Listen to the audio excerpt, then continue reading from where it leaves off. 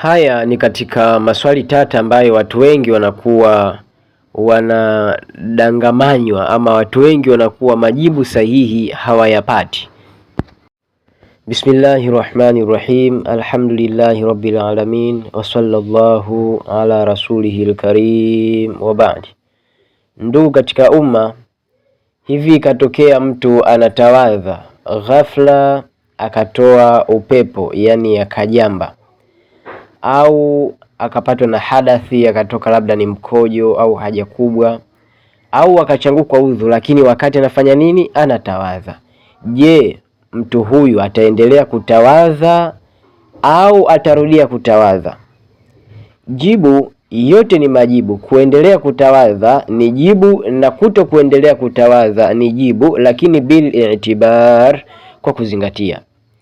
Endapo mtu huyu ametawadha sehemu tu ambazo ni sunna na akakumbwa na vitu hivi, basi ataendelea kutawadha. Lakini endapo ameshaosha viungo ama kiungo ambacho ni faradhi, ameshakiosha akatokwa na hali hizo ambazo tumezieleza, basi hapa atarudia kutawadha. Kwa nini? Ni kwa sababu viungo vya sunna si faradhi, hivyo uvioshe ama usivioshe udhu uko pale pale.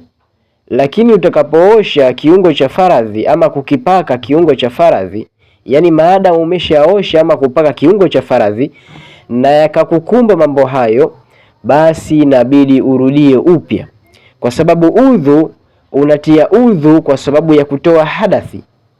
Sasa umetoa hadathi kwenye kiungo cha faradhi, mathalani uso, ukawa umeenda kwenye mkono wa kulia, sawa. Sasa uso ushauondoa hadathi, lakini mwisho wa siku ukapatwa na hadathi, hivyo tayari kiungo kile kimeshaondoka kuwa katika hali ya udhu, inabidi tena ukiondoe hadathi.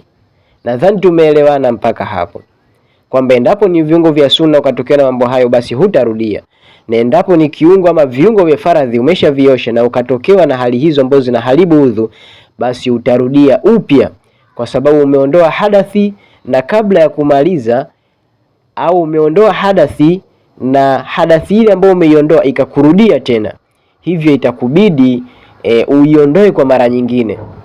Nadhani tumeelewana na swali tumelijibu kama ipasavyo. Wassalamu alaikum wa rahmatullahi wa barakatuhu.